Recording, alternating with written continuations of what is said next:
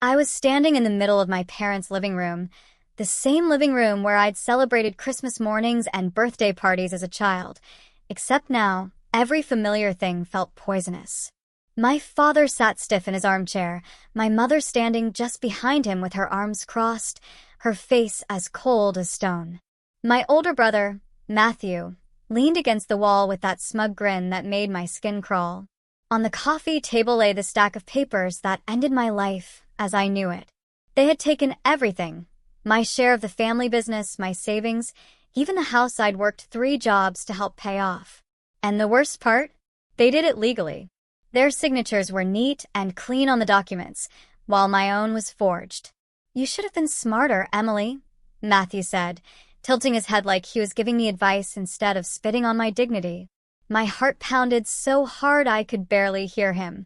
I could still feel the cold air from the night I found out, the smell of wet asphalt outside my empty apartment after the locks had been changed. They had planned this for months, maybe years, and I had been too blind, too trusting. But the thing is, when someone rips your whole life apart, they expect you to break. They expect you to crawl away and disappear. I didn't. I smiled. I walked out of that house without a word, because in my head, I already knew exactly what I was going to do to make sure they never forgot the day they betrayed me. And I did it. Oh God, I did it. And even now, years later, I know they still wake up in the middle of the night thinking about it. But before I tell you what I did, you need to understand how I got here, because my story didn't start with rage. It started with love. My name is Emily Carter. I was the youngest of 3 kids. Matthew was the oldest, then my sister Lauren, then me. Growing up, we weren't rich, but my parents always told us that family was the most important thing in the world. Blood before everything, my mom would say, smiling as she served Sunday dinner. And I believed her. I believed all of it. Our family owned a small construction company, Carter and Sons. I always thought it was funny they never added "and daughter," but I didn't complain. I worked there every summer, filing papers, running errands, answering phones.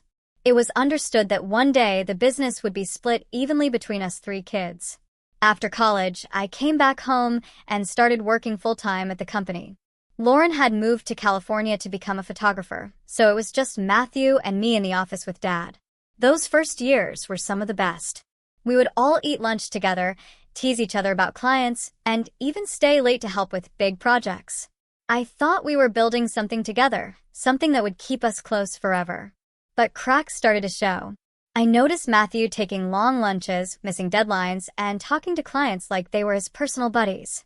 Then one day, I overheard him on the phone, promising a contractor a little extra if they finished a job under budget. I didn't think much of it at first, just bad business practice, but my gut told me something was off. Around that time, Dad's health started to decline. He had high blood pressure and was in and out of the hospital. That's when Matthew started pushing me out of meetings, telling me I didn't need to stress over the heavy stuff. I thought he was protecting me. I didn't know he was setting me up. The first real blow came when I tried to access the company's bank account to pay an overdue bill. My password didn't work.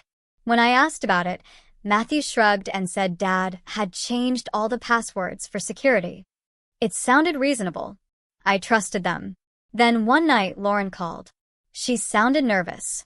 "Emily, I don't know if this is my place, but I just got a weird email from Mom about signing over some business rights. She wanted me to act fast and not tell you." That's when the knot formed in my stomach.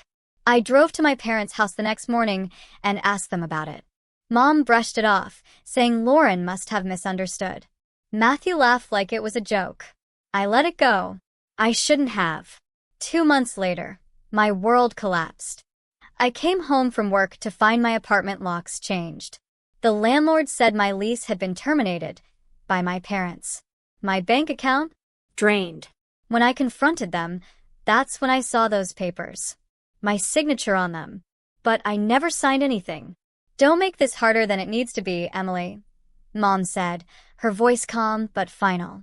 I remember looking at all 3 of them, my family, and realizing I was nothing to them but an obstacle.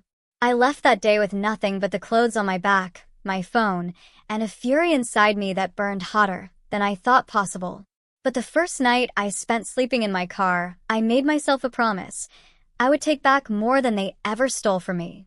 And I wouldn't just hit their bank accounts. I would hit their peace, their safety, their sense of control. And the first step in my plan was to make someone disappear. It was raining the night. I put my plan into motion. The kind of rain that made the streets shine like black glass and made everyone hurry home without looking too closely at the people around them. I was parked 3 blocks from Matthew's favorite bar, the one he always stumbled out of around midnight on Fridays. My hands were gripping the steering wheel so hard my knuckles ached.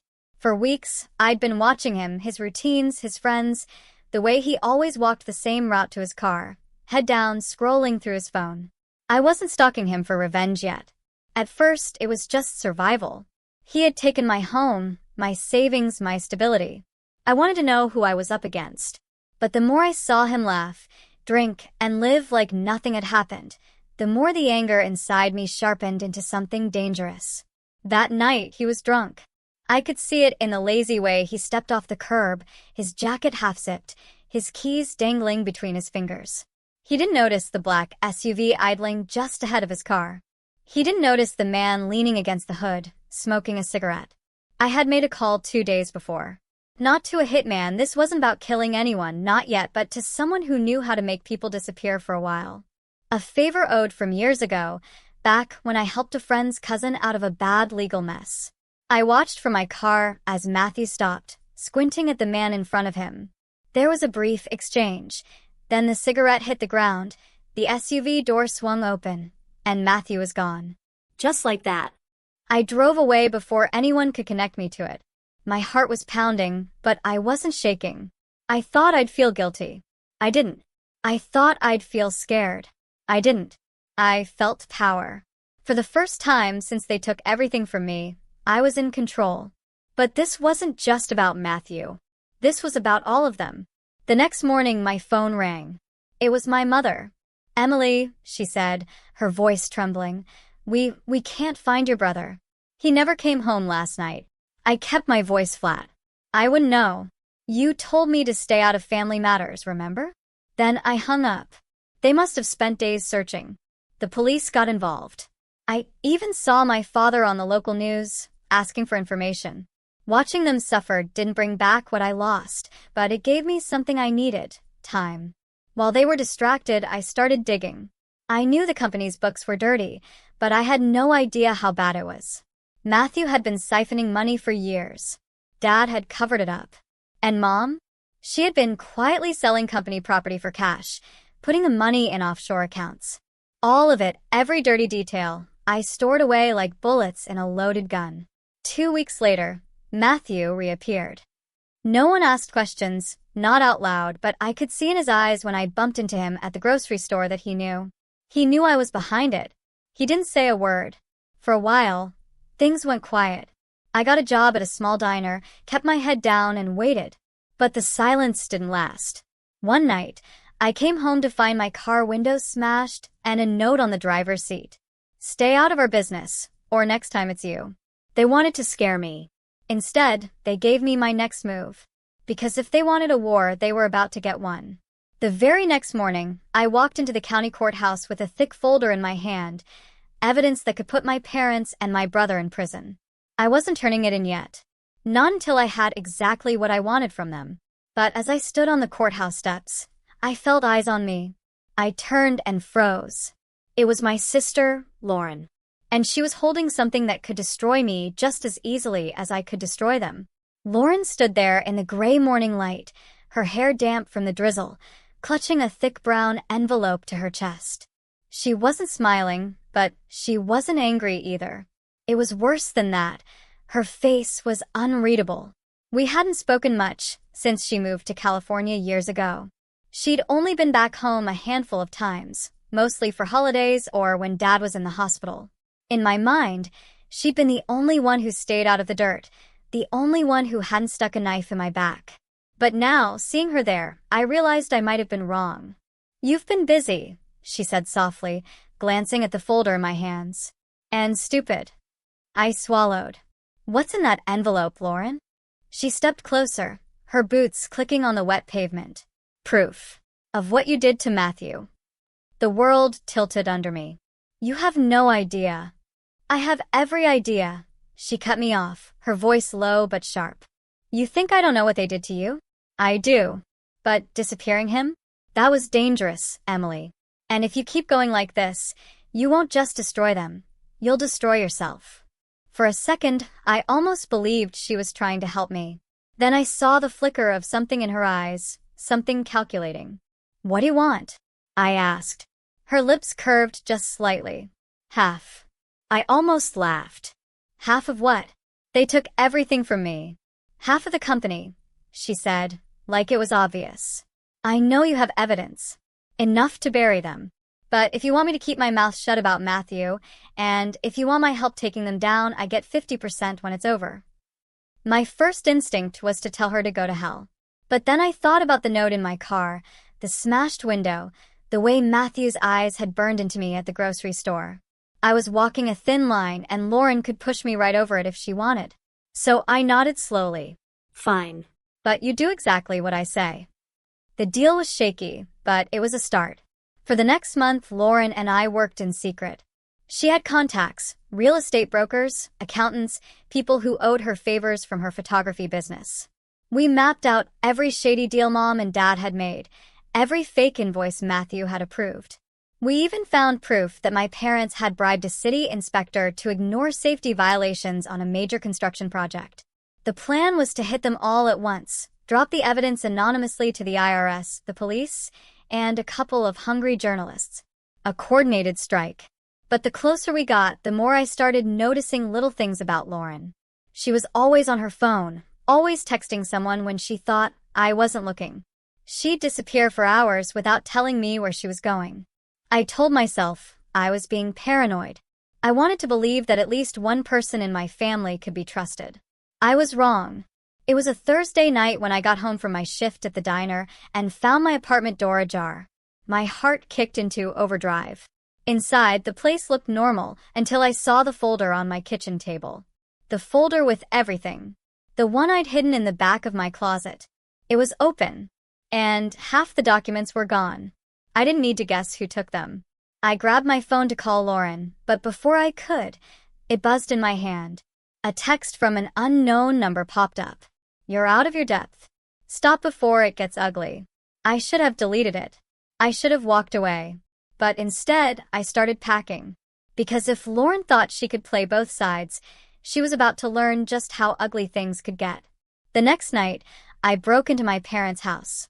And that's when I found something in my father's study that changed everything. The house was dark except for the faint glow coming from under the door of my father's study. I froze in the hallway, my ears straining for any sound. Nothing, no footsteps, no voices, just the quiet hum of the air conditioning. I slipped on the gloves I'd bought earlier that day from a hardware store 2 towns over, then turned the doorknob slowly. It creaked and my chest tightened, but I pushed it open just enough to slip inside. The study smelled the same as it always had: old books, leather, and Dad's favorite brand of whiskey. The desk was cluttered, but I knew from working with him all those years that he always kept the real stuff locked away in the bottom drawer. I crouched down, pulled a small lockpick set from my jacket pocket, and got to work. My hands moved faster than my brain, muscle memory from my college days when I used to unlock my roommate's desk drawers as a joke. Within seconds, I heard the click. Inside were neat stacks of files, but one in particular caught my eye. It was labeled in thick black marker, Carter and Sons, Contingency. I pulled it out, sat in my father's chair, and started reading. And the more I read, the more my stomach churned. It wasn't just tax evasion or embezzlement. My father had been laundering money for someone, a lot of someone. The name on the documents made my breath catch. Daniel Reeves. I knew that name. Everyone in our county did. He wasn't just a businessman. He was a man you didn't cross. People whispered about him at the diner, how he had accidents happen to people who got in his way. If Dad was in bed with him, this wasn't just a family feud anymore. This was dangerous. I kept reading and found something worse. There were signed agreements not just from my father but from Matthew and Lauren. Dates and amounts, all neat and tidy. They had been funneling money through the company for years, and Reeves had been protecting them. But then I saw the part that made my hands go cold. A note in my father's handwriting: "If Emily interferes, use Reeves." I knew what that meant.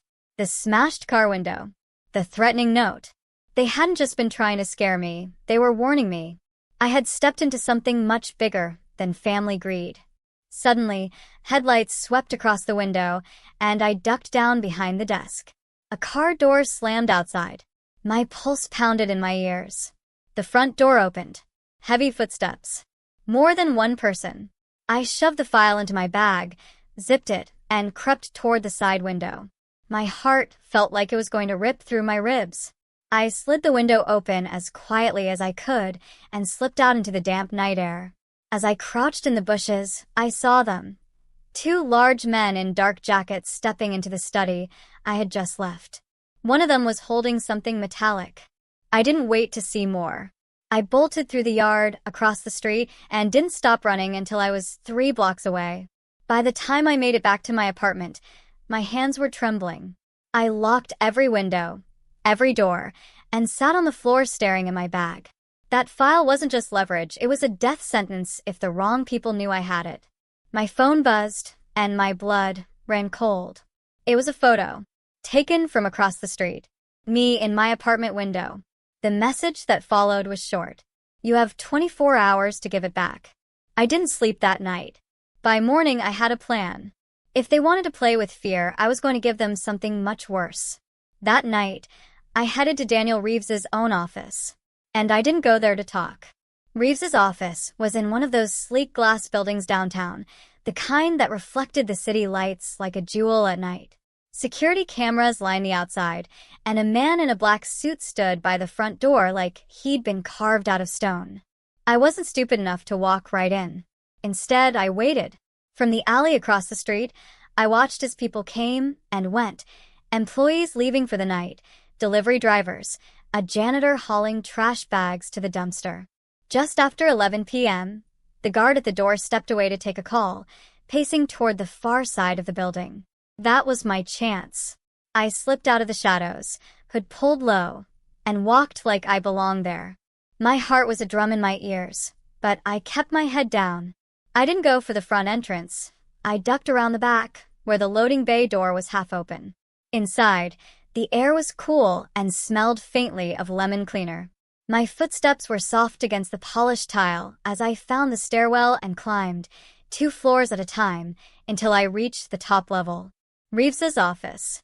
His door was massive, dark wood with a gold nameplate. I tested it. Locked. Of course. But I'd come prepared. 2 minutes with the pick set, and I was in.